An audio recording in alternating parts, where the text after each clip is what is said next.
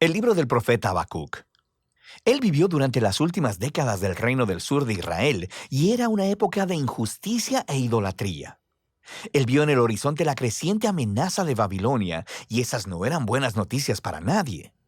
Pero a diferencia de otros profetas, Habacuc no acusa a Israel. Ni siquiera habla al pueblo de parte de Dios. Más bien, todas sus palabras están dirigidas a Dios personalmente. Y el libro habla acerca de la lucha personal de Habacuc, su travesía personal al tratar de creer que Dios es bueno a pesar de tanta maldad y tragedias en el mundo. Así que las palabras de Habacuc son en realidad poemas de lamento y son muy similares a los lamentos que encuentras en el libro de Salmos. El poeta presenta una queja y luego dirige la atención de Dios al sufrimiento y a la injusticia en el mundo, demandándole que haga algo.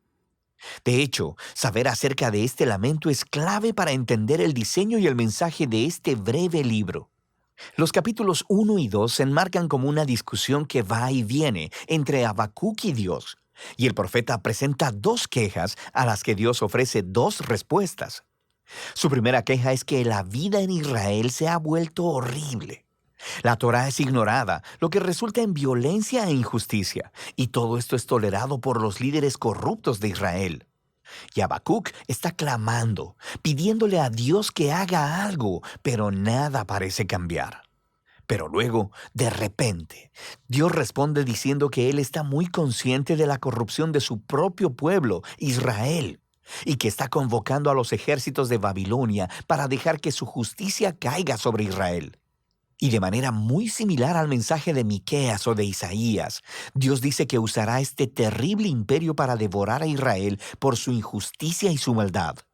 Pero Habacuc tiene un problema con esta respuesta, así que ofrece su segunda queja.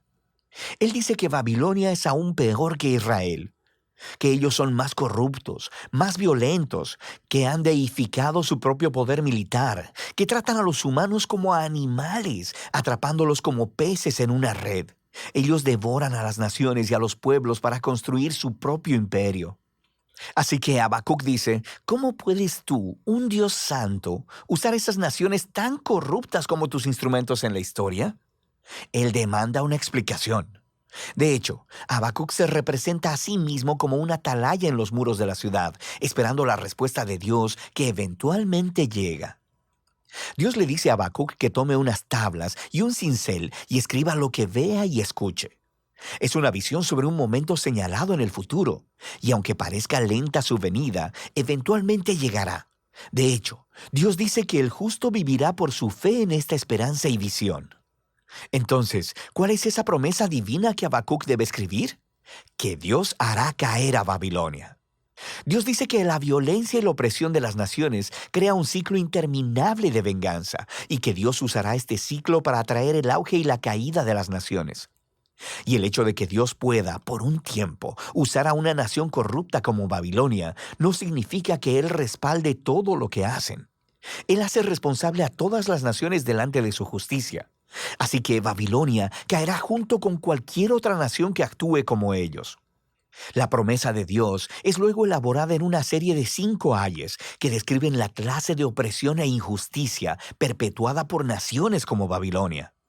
Los primeros dos son en contra de las prácticas económicas injustas, como cuando los ricos cobran intereses muy altos solo para hacer que los pobres permanezcan endeudados. Así que ellos acumulan su riqueza a través de métodos deshonestos. El tercer ay es una crítica a la esclavitud, a tratar a los humanos como animales y amenazarlos con violencia si no producen. El cuarto ay es contra el abuso del alcohol por parte de los líderes irresponsables. Mientras el pueblo está sufriendo bajo su mal liderazgo, ellos están de fiesta y desperdiciando el dinero en sexo y alcohol. Y el último ay expone la idolatría, el motor que mueve esas naciones. Ellos han hecho del poder y de la seguridad nacional sus dioses, ofreciéndoles lealtad a cualquier costo. Así que el pueblo se convierte en esclavo de su propio imperio nacional. Ahora, las prácticas que se describen aquí no suceden únicamente en Babilonia, pero esto es parte de la cuestión. Dada la condición humana, la mayoría de las naciones eventualmente se convertirán en una Babilonia.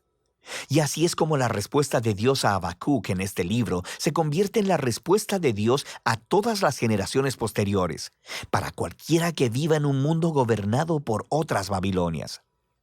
Pero deja en el aire la pregunta: ¿Dios permitirá que este ciclo, el auge y la caída de los imperios similares a Babilonia, continúe para siempre?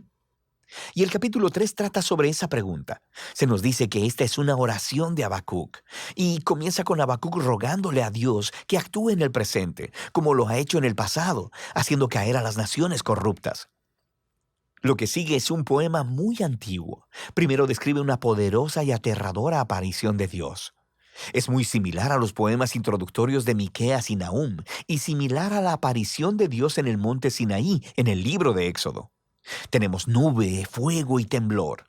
Cuando el Creador aparezca para confrontar la maldad humana, todo el mundo estará poniendo atención.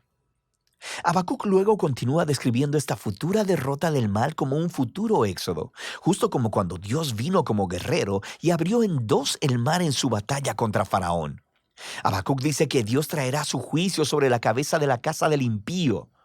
Así que Faraón, al igual que Babilonia, se ha convertido aquí en un arquetipo de las naciones humanas violentas.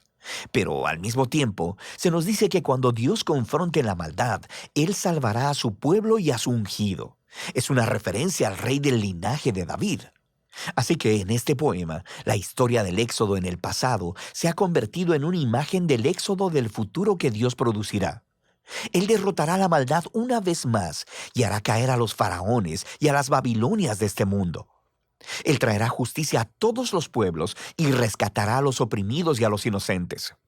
Y esta es la esperanza que hace que Habacuc pueda concluir el libro con una alabanza llena de esperanza. Incluso si el mundo está desmoronándose con hambrunas o sequías, o guerras, o lo que sea, Él elegirá confiar y gozarse en las promesas del pacto de Dios.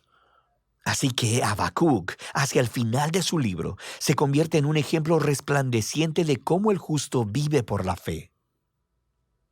Habacuc reconoce lo oscuro y caótico que es el mundo y en lo que nuestras vidas pueden tornarse, y nos invita a un camino de fe, de confiar en que Dios ama a este mundo más de lo que nosotros lo hacemos y que un día Él enfrentará su maldad. Y de eso trata el libro de Habacuc.